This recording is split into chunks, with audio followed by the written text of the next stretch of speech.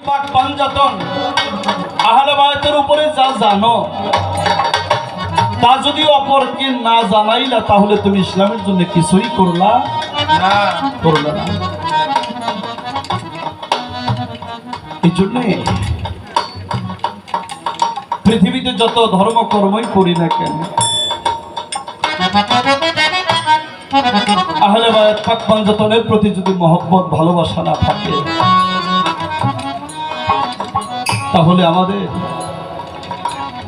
মুক্তির ব্যবস্থা নাই। তাই মাওলা আলীকে খোঁজার জন্য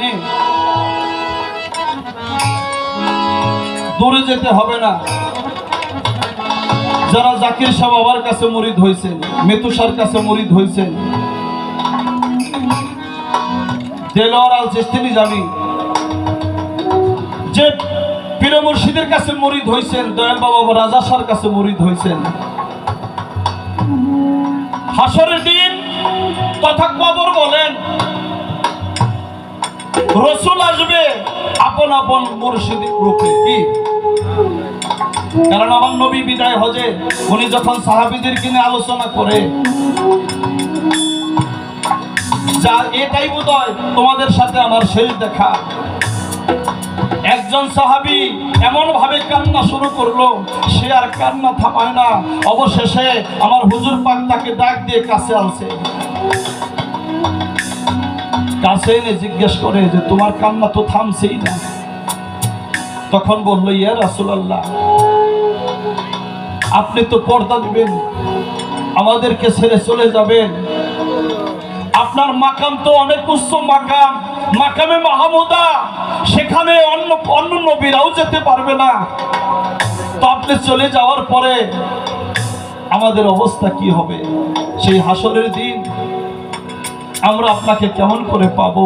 আমার নবীজি বলছিল, এই পৃথিবীতে তোমার জানের চেয়ে বেশি যাকে ভালোবাসবে, যার সাথে ভালোবাসা, তার সাথেই হাসর নাসর হবে। নিজের জীবনের চেয়ে যারে বেশি ভালো আমরা বাসি, এই মুর্শিদ রূপেই, রাজা শাহ রূপেই আমরা হাসরের দিন কি রসুলকে পাবো। এই জন্য বলছে, যিনি মুর্শিদ তিনি রসুল, ইহাতে নাই কোনো ভুল, খোদাও সে হয়। আর যার যার আপন আপন মুর্শিদ, হাদিসের মধ্যে আসছে, এরকম আমার মাওলা আলী করিমুল্লাহ ওয়াজহু ইবনে আব্বাসকে দিক নির্দেশনা দেওয়ার জন্য উনি বলছিল না যে সারা কোরআনের সারাংশ হলো সূরা ফাতিহা, এই ফাতিহার সারাংশ হলো বিসমিল্লাহির রহমানির রহিম, আর এই বিসমিল্লাহির রহমানির রহিমের সারাংশ হলো বে অক্ষর, আর বে অক্ষরের সারাংশ হলো বের নিচে নুক্তা। আমার মাওলা আলী হুঙ্কার দিয়ে বলল, আনা নুক্তাতুল তাহা তালবা, এই নুক্তাটাই আমি মাওলা আলী।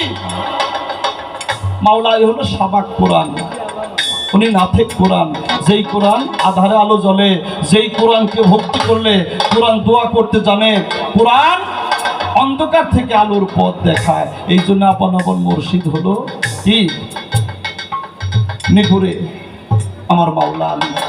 আরে এখানে দাঁড়িয়ে আমি সবাইকে আমার আহলে বায়ত পাক পাঞ্জাতনের নৌকায় একটু ডাকবো।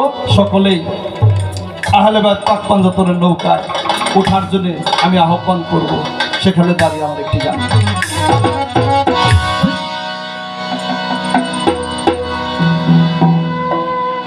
তোরা কে যাবি রে